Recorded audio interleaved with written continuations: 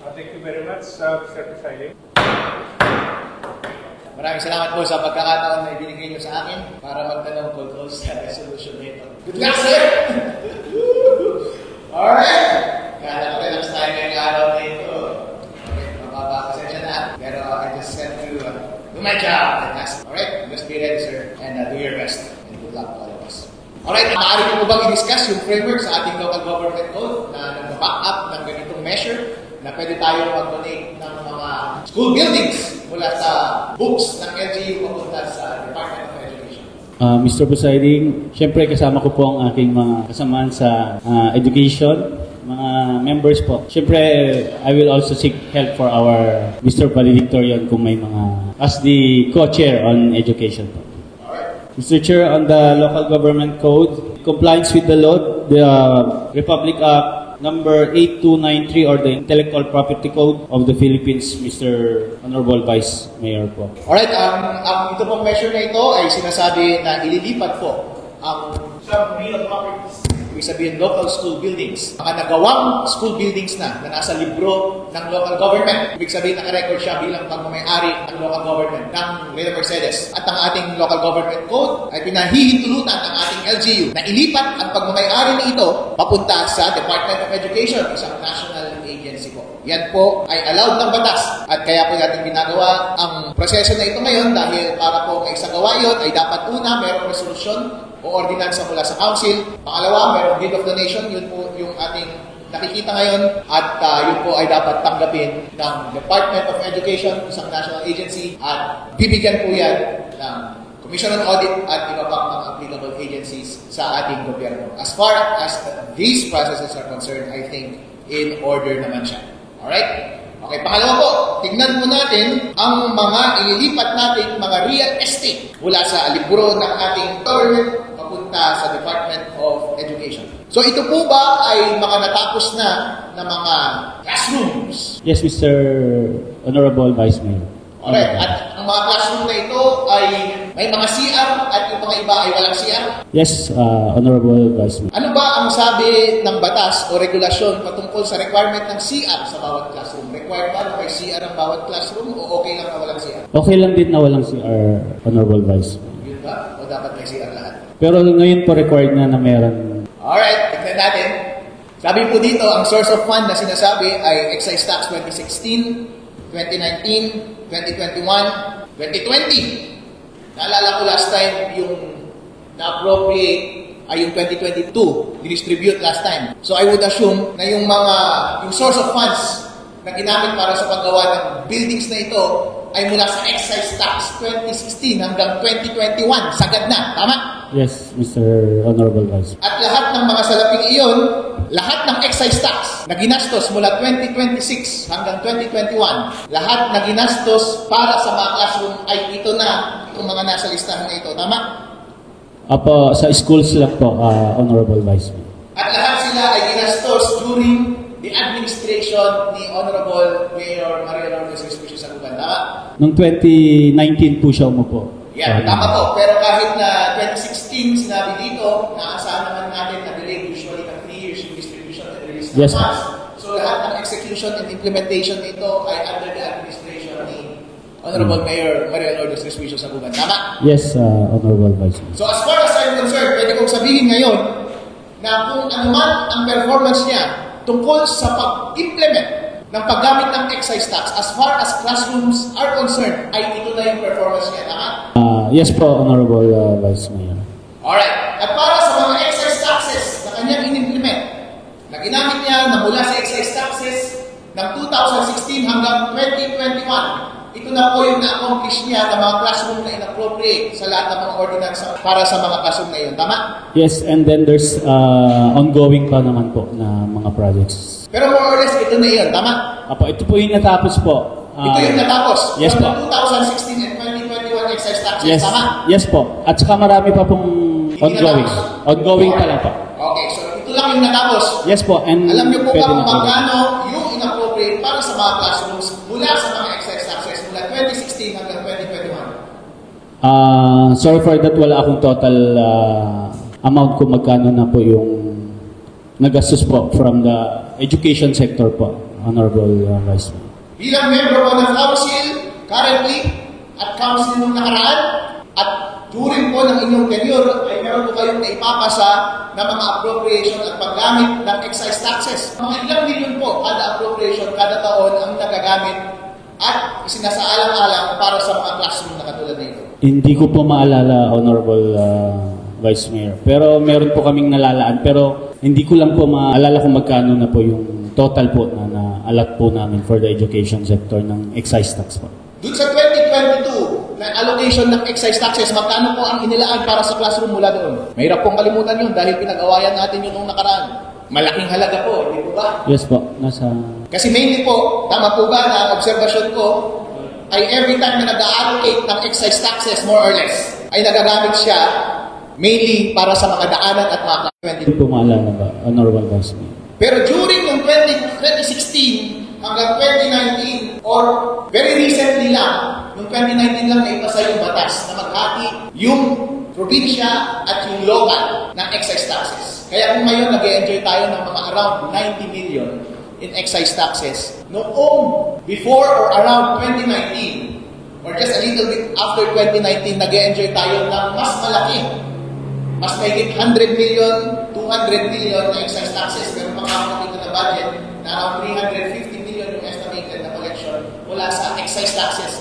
So may estimate natin, more or less, bilang draft estimate lamang, sabihin na natin conservatively na 1/3 ay inilalaan sa mga classroom kada taon, 2016, 2017, 2018, 2019, pwede natin masabi na kapag out of the 300 na excise taxes during those times, pwede natin masabi na 100 million na punta sa mga classrooms. And para sa mga sumunod na taon, sabi natin 2020, 2021, sabi natin 30 million or 20 million punta sa mga classrooms. So conservatively, dapat alam natin itong figure na ito. Pwede natin sabihin na mula 2016 hanggang 2021, ang inilaan na papunta sa mga project ng classroom mula sa excise taxes ay pwede at least 200 million or 300 million, tama? Yes, Your Honorable Vice Mayor. At base dito sa na-accomplish lamang na papeles na itinanong na na-accomplish, i-add niyo po lahat itong mga ito. Magkano po? More or less. Bilisan natin. In-add ko kanina more or less 50 million lang. Mentally. So tama po ba ang observation ko, Mr. Proponent?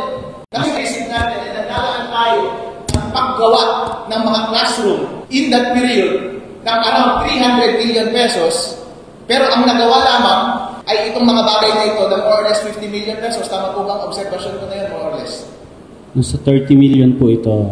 30 million, tama? More than 30 million. O more than 30 million. So, sabihin na natin 50 million para bigyan natin ng konting latitude. Since conservative yung ibang bagay na estimate natin ay natin. So, ibig sabihin, ang nagawa lamang out of the hundreds of millions na excise taxes na available at appropriated para sa mga classroom mula 2016 hanggang 2029 ay itong mga bagay lamang na ito na nagkakahalaga lamang ng more or less 50 million. Tama po ba yung observation na yun? Pero may mga ongoing pa po. Yeah, may mga ongoing. Pero sagutin niyo po ang tanong, sir. Tama po ba yung observation na yun? Yes, Honorable Vice Mayor. Ngayon po, gusto ko pong mahingi ang inyong opinion. Kapag ang isang bagay ay pinaglaanan ng around 300 million or 400 million or daan million at less than 1/4 lamang ang nagawa, magandang performance ba yun o hindi? For the meantime, may mga project pa naman hindi natapos, Honorable Vice Mayor. At pwede po nating monitor pa po kung saan po yung ibang projects po natin. Pero mga projects dito na galing mula sa excise tax ng 2021, ano po ang dahilan kung bakit yung mga ibang bagay mula 2016, 2017, 2019, 2020 ay hindi pa natapos? Bakit po yung latest na 2021 ay natapos, yung iba ay hindi pa natapos? Honorable Vice Mayor, magka-office po. Alright, hindi nyo pa rin po alam.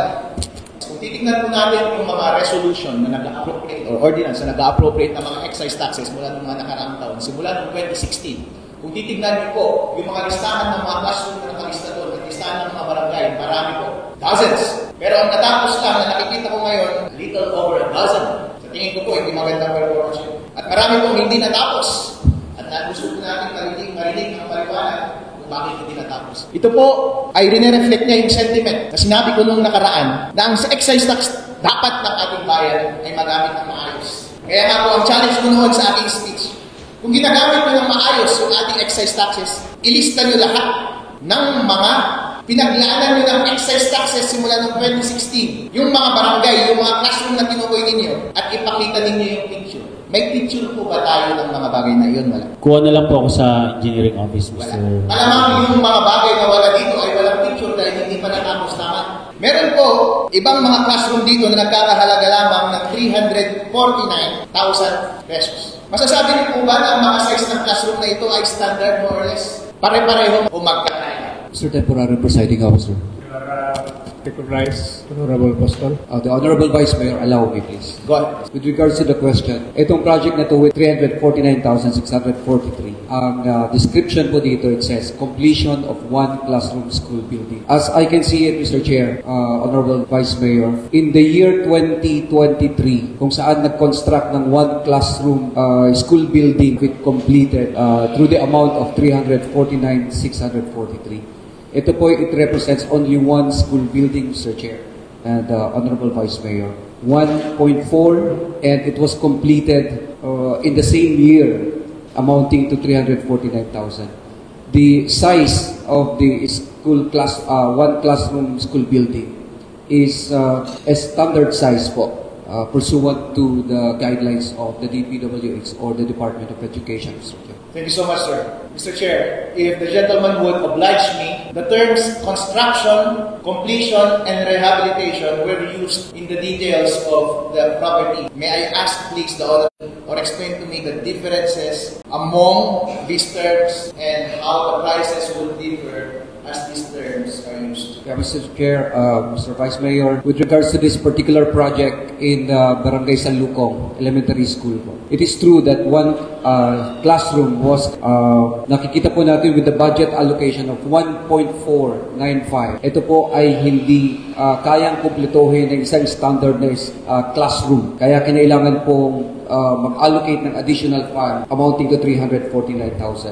So, kung matatandaan ko po ang explanation ng Engineering Department with regards to this is that during the MDC meeting sometime in 2023 kung saan na-stretch po yung budget nila for the construction of one classroom with respect to other priority projects that were identified by the Municipal Development Council. Kaya naging 1.5 lang po ang allocation for that school building. And 1.5 million pesos is not sufficient to complete one classroom school building, Mr. Chair. Kapag naglaan po ba ng 1.5 million sa isang classroom at sinabing construction ng isang classroom, hindi ba naman ang expectation yun ay matapos yung classroom? This is for phase 1. It says here, Mr. Chair, the construction of one classroom school building in Barangay San Lucong is for phase 1 only, Mr. Chair. Maraming mga bagay dito na walang phase 1. Hindi uniform yung presyo ng ilan sa kanila. Ang isang kompletong classroom po, magkano po? With respect to the pricing, to the costing, Mr. Chair, the DPWH have a different costing method with regards to school buildings. Like, for example, a two-classroom building as per DPWH or DepEd would amount to around 6.5 to 7 million pesos, Mr. Chair. Ilang square meter po ang kada classroom? A standard classroom, one classroom is, I will have to verify, Mr. Presiding Officer. Hindi ko alam yung exactong square meter. Yung isang classroom po ba, kasama na doon yung mga upuan at lamesa? No, sir. Just the structure, the building, the classroom, with all its facilities, Mr. Chair. If with toilet facilities and hand washing facilities, Mr. Chair. Magkano po sa tingin ninyo kapag yung classroom, meron bang tiles yung classroom? Some school buildings that were constructed, Mr. Chair, does not include tiles. Kaya po dito po nagkakaiba minsan yung presyo because this school building does not have tiles and does not have toilets, while the other school buildings have tiles, Mr. Chair. Kapag nagpagawa ka po, sir, more or less, magkano po yung isang classroom with toilet? Dito, base sa presyo na ipinakita sa atin ng ating proponent, magkano po ang isang classroom with toilet? I think approximately around 2 million pesos for a one classroom building, Mr. Chair. 2 million pesos. Sa tingin niyo po ba, mataas yun o mababa? Personally, sa tingin ko, napakataas yun. Para sa isang classroom na walang elegant fit-out ng flooring and walls. Basic classroom lamang. Sa tingin niyo po ba, mataas o mababa? Opinion po ninyo. I actually have no idea, Mr. Chair. I was just basing on the figures that are reflected on the list of completed projects, Mr. Chair. Alright. Ang naobserbahan po natin, meron pong nakalagay dito construction at merong nakalagay rehabilitation at merong nakalagay completion. Sana nakita natin yung before and after. Kapag rehabilitation, anong itsura bago i-rehabilitate? At anong itsura after ma-rehabilitate? Tama po ba? At ganun din yung completion. In the first place po, dapat wala akong completion na nakikita. Dahil kapag nag-approve kayo ng isang classroom, I do not think that it would require more than a year to construct. So phase 1, phase 2, or phase 3 would not apply. Phase 1, you would use phase 1, phase 2, phase 3 when you think na yung completion ng isang project ay mag-extend beyond 1 year, therefore kailangan mo mag-appropriate with next year. Pero ang isang classroom, I don't think kailangan siyang gawin ng more than 1 year. And kapag completion, dapat wala nang susunod dahil kapag inagay mo na construction ng isang classroom, dapat matapos siya talaga at hindi mo na dapat siya paglaanan pa ng pera sa susunod na taon. Katulad ng completion, dahil ibig sabihin, kung nagkulang ka in the first place, pagkakasala mo yan, bakit mo pinabayaan na nabitin ka ng salapi? Nung inappropriate mo yung pera na yun, ba't mo pinabayaan na nabitin ka ng salapi? Therefore, kailangan ulit natin mag-abono at mag-extend ng panibagong gastusin for the same classroom. Mr. Chair, Honorable Vice Mayor, siguro po, for us to be able to be clarified with regards to the costing and specification of each school buildings that were constructed, I would suggest the proponent to come up with a list of school buildings with complete specifications because as I have observed po during the turnovers po, nakita po natin that some school buildings were constructed, just the school building, just with the toilet. And some buildings were constructed kasama ang toilets plus hallways. So that makes it po different sa costing as compared to the other school buildings. In this list kasi, hindi lang siya maliwanag kung may kasama na po bang hallway and other facilities attached to the school buildings. Para makita po natin, mag-compare po natin the costing of each building. Why the prices are different from the other. I'd like to close my interpellation this way. I have to be honest with you, my colleagues. I appreciate yung effort ninyo na kailangan natin gawin ng mga measure nito. But you should be ready during these debates and interpellation. But my role dito is only to stand before you and ask you questions and i-point natin sa kung sino ang dapat na ma-congratulate kung maganda yung ginawa at kung sino yung dapat managot kung hindi maganda yung ginawa. At matanong yung dapat matanong para accurately ma-measure natin kung tama ba yung mga tinatrabaho natin dito sa munisipyo o hindi. Yun lang po ang trabaho ko. Ngayon po, so far po, kung makapag-uusap natin mga kasama, sa totoo lang po kapag kayo ay nasa law school, matagal na po kayong bagsak. Dahil mali po parada ang inyong sagot. Wala po kayong sources, wala kayong authority, hindi kayo gumagawa ng assignment, mali-mali yung citation ninyo, iba-iba yung basis ninyo, hindi nyo alam yung ginagawa ninyo pag kayo nagpapasa ng resolution. Kapag tinatanong kayo about yung basis nyo sa facts and documentation, ano talaga yung nangyari, maraming ang sagot, hindi ko alam. Kapag ganun po ang sagot natin, ibig sabihin, nagkukulang po tayo sa trabaho natin sa publiko. Dahil ang una po nating trabaho sa publiko ay ipakita sa kanila na ang pera nila ay nagagastos ng mabuti. At wala pong ibang pagkakataon na gawin ang pagsubok na iyon, kundi dito lamang sa konseho. Dahil ito lamang po ang proceeding na nagde-debate tayo at public. Kaya po ang marami nating sagot ay hindi ko alam. Tsamba tayo parati ng sagot, hindi natin alam yung kasihan ng ginagawa natin. Pag tinatanong tayo ng detalye, hindi natin alam. Hindi tayo ready.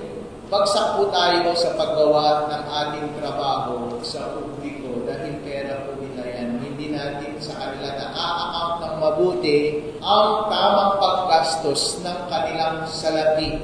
Ito na lamang po ang tanging pagkakataon. Base po sa mga tanong po ngayon, ay hindi po natin na-dispense yung duty na yon para sa kanila na maging mga turuanan po sa kanila at mabigyan sila ng satisfaction na ang pera na dapat sa kanila ay totoong nagastos na para sa kanila. Lumalabas po ngayon na hindi natin alam kung magkano yung exam na ina-approve natin para sa mga classroom mula 2016 hanggang 2021.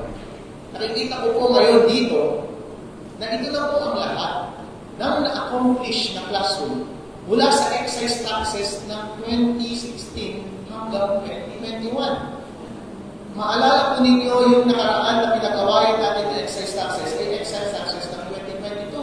Kaya masasabi po natin na ito na po yung report card ng ating executive department, ng ating mayor, pagdating sa pag-implement ng paggastos ng excise tax. Tama ba ang paggastos niya ng excise tax na gawa pa ng mabuti? At sinasabi ko po, hindi po nagawa ng mabuti. Una po, kayo po ay kakampi niya, kaalyado niya, kayo po ay may access dito sa ating mga dokumento, may access po ngayon sa ating mga resolution. Dapat alamin po yung sagot. Magkano ang inilaan papunta sa excise taxes mula 2016 hanggang 2021? Alamin po yan, daang million po yan. Napakalaki po ng mga naunang taon. Pero po, ito lamang ang nagawa. Less than 50 million pesos mula sa 2021, pero yung mula sa 2016, 2017, 2018, 2019, bakit hindi nagawa? Ito po yung parang natin pinag-awayan dito sa council na ito. Pasensya na po at hindi ko kaiwasan talaga ng pagkomento sa mga bagay na po sa salapi. Kaya hindi po natin kaiwasan. Kaya ang salapi ng publiko ay pera ng taong bayan. At kapag ang salapi ay hindi tama ang pagkalastos, hindi tama ang pagka-implement, masasabi ko po, naninakaw po yan. At sa aking harapan, hindi po ako papayag na ganyan ang mangyari. Kaya hindi po ako titigil na pansinin ang mga bagay na ito, paulit-ulit, kahit sobrang inconvenient na sa akin. Kaya sa totoo lang, gusto lang mag-chillax na yung araw na ito. Nakakapagod din sa past 2 weeks. Pero nakasalang ito. Kailangan ko po kumbinsihin ng taong bayan, ipakita sa kanila kung ano ang totoo, na hindi tama ang pagkagastos ng ating pera. Kailangan ko isiwalat sa kanila ang pagkukulang ng ating LGU at kailangan ninyong lahat mapahiya para sa susunod na pagkakataon, protektahan ninyo ang sarili ninyo at huwag nyo na itong gawin. Hindi po tama na ganito kababa ang kalidad ang paghawak natin ng salapi ng taong bayan. Maraming salamat po. Yun lang po ang aking sasabihin dito sa debate. Maraming salamat, Honorable Vice Mayor. And may I now relinquish my temporary my designation as temporary presiding officer to our Honorable Vice Mayor.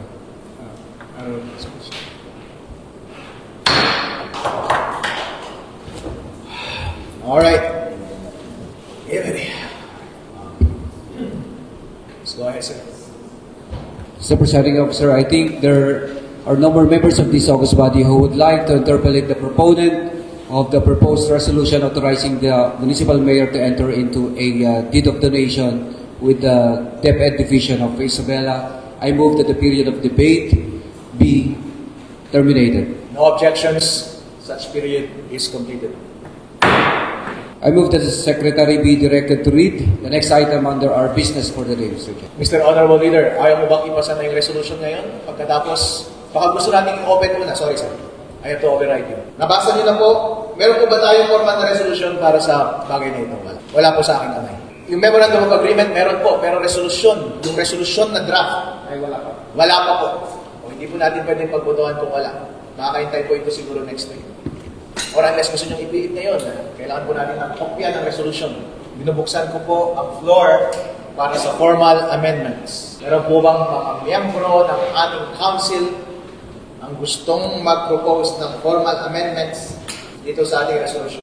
Nanais po ninyong ipagpatuloy ito para sa pagboto. Whether or not ipapasa natin itong resolution na ito ngayong araw, yun po ang ating gagawin kung wala pong objection. Para sa lahat po, nang gustong ipasa ang resolution na ito, ina-authorize ang ating mayor para pumasok sa isang agreement with the Department of Education para i-donate ang mga completed school buildings na nasa munisipalidad na nanggaling sa salapi ng tobacco taxes. Sa lahat po ng gustong ipasa ang resolution na ito, masabi po ay.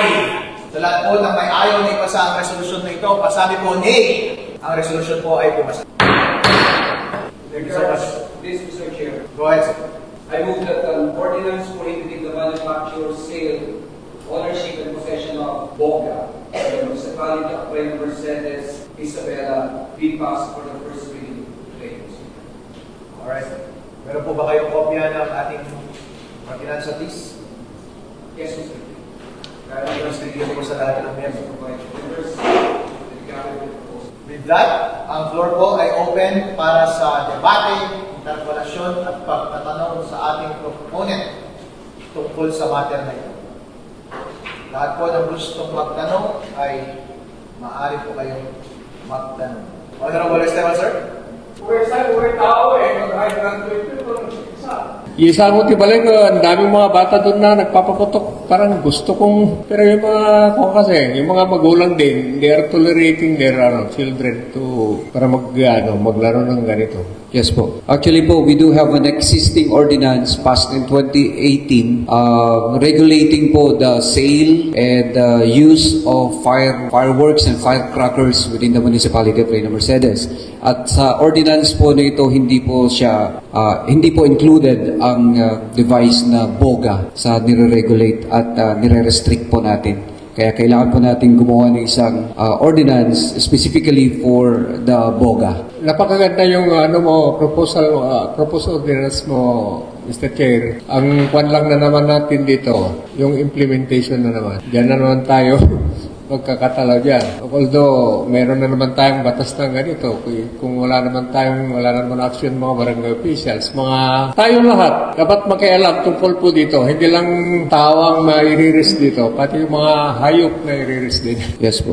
Actually, Honorable Esteban, during the recent Peace and Order Council meeting of the municipality, isa po to sa na-bring out na issue po ng lahat ng mga stakeholders ng POC. Dahil alam po natin, parating na naman ang Christmas season, so magiging maingay na naman po ang kapaligiran. And isa po sa mga nakikita ng ating mga law enforcers ay yung mga batang gumagamit po ng boga. Dahil wala pa pong ordinance na nagbabawal sa kanilang gumamit ng boga, all that they can do is to reprimand lang po, pagsabihan ng mga bata na mag-ingat sa paggamit ng boga. So, Mr. Chair, Mr. Bawa, sir.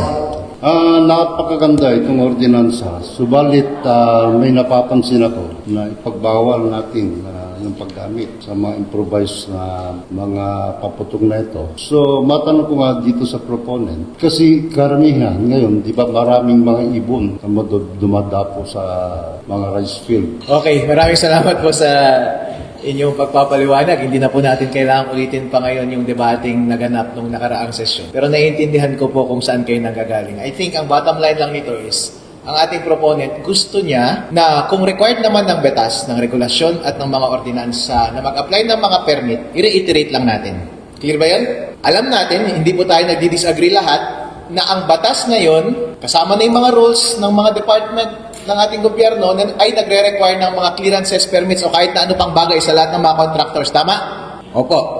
At marami pong mga kontraktor na hindi sumusunod doon. Hindi po ba? At ang layunin po ng ordinansa na ito ay para mapasunod yung kontraktor na sundin yung mga required na clearances at permits ayon sa batas at regulasyon. Tama po ba? At gusto lang natin silang mapasunod. Ngayon, ang concern lang ng oposisyon ay baka sumusobra yung mga requirement mo dito, Mr. Proponent. Kasi kailangan natin i-acknowledge yung limitation ng ating knowledge na baka may exception sa requirement ng business permit altogether. Baka hindi all the time required yung business permit. Baka hindi all the time required yung mga ibang klaseng permit. Kaya kapag sobrang specific yung iyong ordinansa na black and white na mag-require na mga ganitong specific na requirements, baka hindi pala talaga sila applicable at nagdadagdag tayo ng burden sa ating mga participants sa ating mga aktibidad. More than kung ano talaga ang required ng batas, ay baka nagdadagdag tayo ng hindi natin sinasadya na ordinansa, na hindi natin ini-intend. Tama? Siguro ang pwede nating pag-agrihan ngayon ay yung intensyon ng ordinansa ay valid at walang dahilan para hindi siya tumuloy. Pero dapat limitahan natin yung specifics, yung mechanics niya. Pwede lang nating sabihin na itong ordinansa na ito, iterate niya lang yung requirements na lahat ng kontraktor na merong proyekto dito sa ating LGU or may gagawin na kahit na anong project dito sa ating LGU, gawa man yan ng project man yan ng LGU, project ng national, ng probinsya o kahit na ano pang ahensya ng gobyerno, every time na may activity kayo sa aming bayan na nakaka-apekto sa aming bayan, alam nyo na merong kayong mga permits na kailangan gawin. clearances na kailangang i-apply at mga list of requirements na kailangang i-meet bago kayo makapag-operate o gumawa ng kahit na anumang aktibidad dito sa ating bayan. Totoo po yun, di ba? Ano man yung mga requirement, clearances at mga papeles na yun ay dapat ninyong kunin from day one actually. Walang pumipigil sa inyo o wala kayong excuse actually. Kailangan ninyong gawin lahat yun. Ano pa man iyon, reiterate namin na kailangan ninyong i-meet lahat yun. Okay, hindi po ba? Ngayon, kapag hindi ninyo nasunod yung bagay na yun, pwedeng tamang subject matter ng ating ordinansa na magpataw ka na lang ng penalty. Yung nakalagay po dito sa inyong ordinansa ay nagpapataw siya ng penalty, dagdag na penalty sa mga ibang penalty na kailangan nilang isuffer kapag hindi sila sumunod sa ibang mga requirements ng batas. Yun po. I don't think madadalyot nito yung intention ng ating proponent. Kasi proponent, ayaw mo namang magdagdag ng burden sa ating mga contractor more than kung anong already required ng batas, hindi po ba? Ayaw nyo nang magdagdag. Pero ang gusto lang natin ay sundin nila kung ano na yung mga requirement talaga na meron sila ngayon. At alam natin na requirement naman yung mga business permit at ibang clearances at mga permit.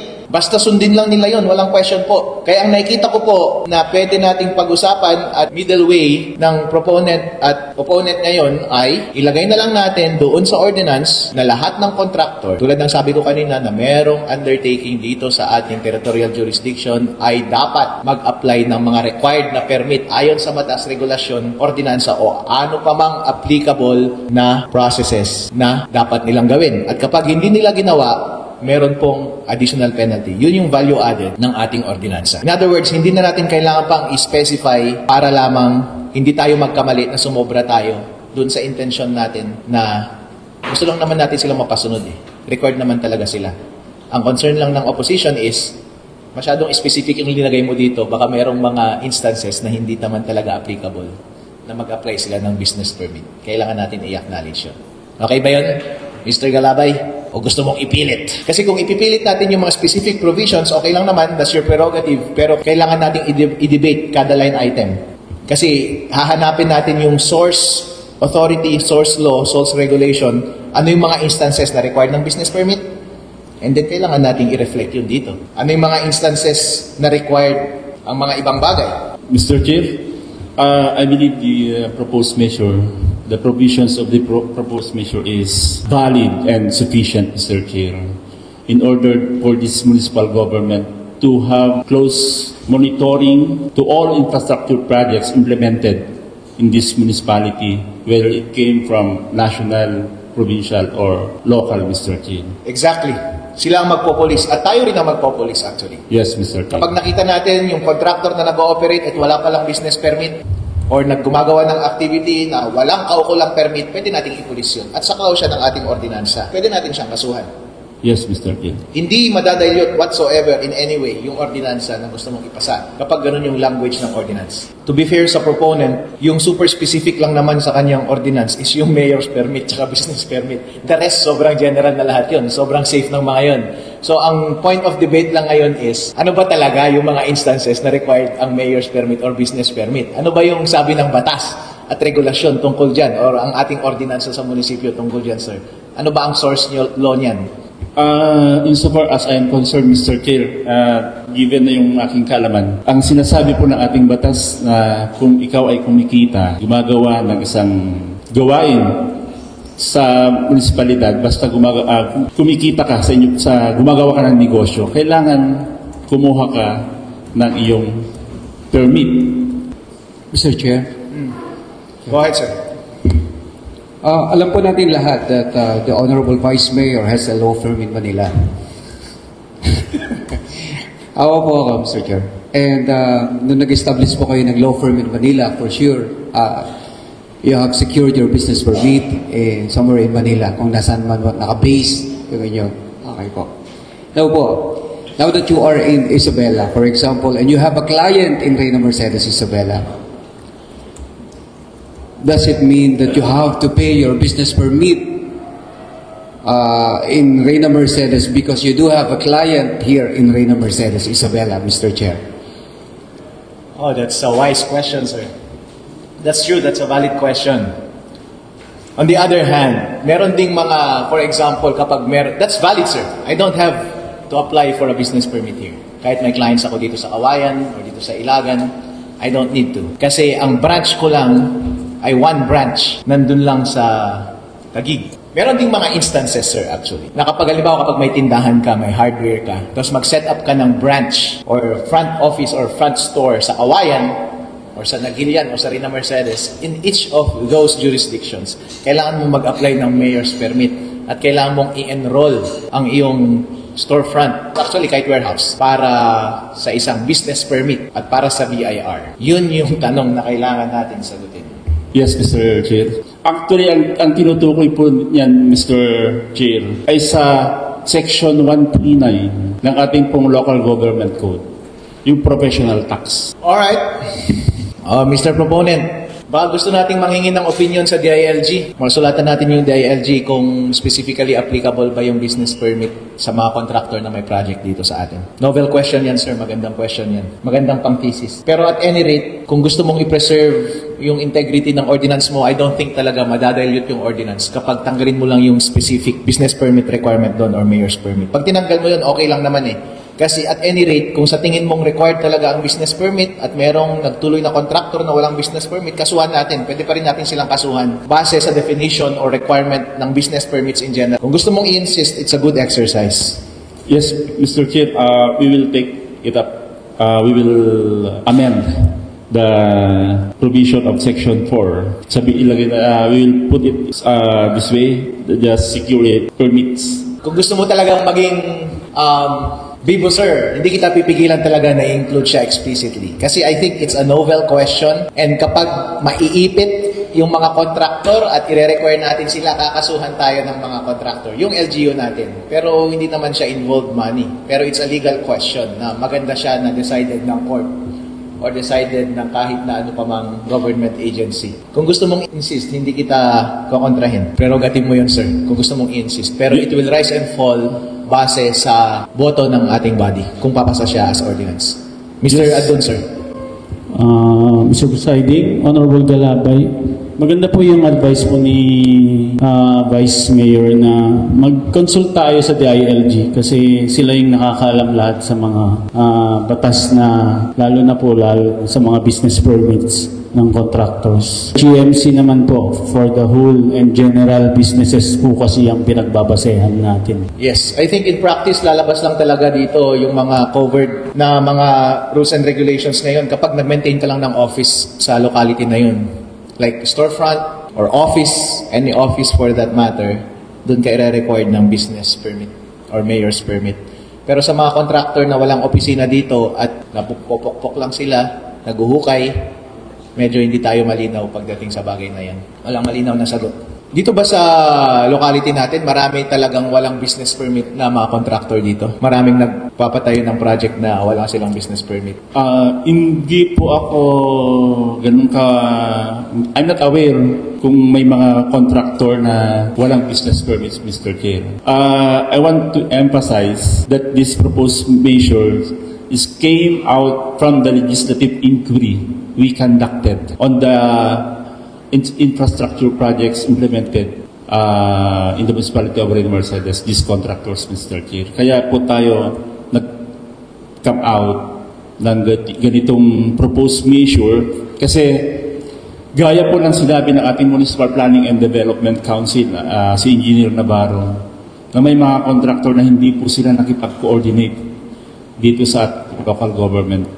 Kasi kapag magkatuluyan po yan, ibig sabihin maraming mga national projects dito sa ating munisipyo. Mga national roads, mga project dyan sa mga ilog, mga infrastructure. So, ibig sabihin lahat sila mag-a-apply ng mayor's permit. I don't think na ngayon nag-a-apply sila ng mayor's permit. Yun yung magiging consequence kung sakasakali. Handa dapat tayo i-defend yung position na yun. But at any rate, maging maganda, I think the best course of action ngayon is to write the DILG formally, sir, in your own capacity, and mag-issue sila ng legal opinion kung sakop pa ba ng jurisdiction ng pag-issue ng business permit yung mga contractor na katulad nun. And maliwanagan tayo kung ano talaga yung buong framework ng batas surrounding that subject matter para hindi tayo naguhulaan dito. Although meron tayong sariling capability na mag-research, may sarili kang position, boss. I appreciate that. I think strong yung position mo and gusto mong i-insist. I think defensible yan.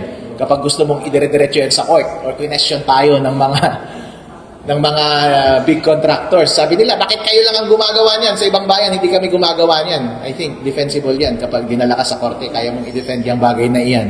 Kasi magre-revolve tayo about the definition ng doing business doon sa locality. Kaya natin yan. Pero mas prudent na magandang i-conduct natin yung due diligence natin by inquiring first sa DILG, Department of Finance, o kahit na ano pa mang mga department dyan na karapat-dapat, and tignan natin kung compelling yung kanilang pag-explain ng batas. Or base sa explanation nila, meron bang opening doon para manindigan tayo sa ating posisyon na, you know what? Kami ang unang LGU na magre-require ng business permit. Kasi under sa definition ng operating business, pwede kayong masaklaw ng aming regulation on business permits. That's a brave one, that's a new one, and that is encouraged.